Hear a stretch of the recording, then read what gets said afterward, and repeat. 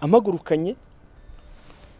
ndahindukira mu ginyuma noneho yambunda ndayimunigisha nimufatisha mu josi tukomeza tugundagurana ubwo twari turimo dusohoka hariya mu nzu tugeze aha ngaha ubwo nari namaze gucika intege ariko nabaye amarusi gusa noneho mufatira inyuma ndayimunigisha nibwo yabashiye kuvuga mugenzi we wari ku bavandimwe banjye yari yatondesheje hanze abasha kubyumva araza ageze hariya noneho abona ndamufite namunize agashaka kurasa umutwe nkigirayo yashaka kuza kuri ruhande ngahindukirana wa musirikare ariko ubwo namusirikare ararwana kugira ngo yambunda yikureho nibwo yaje kugira kundusha imbaraga uku kuboko kurarekura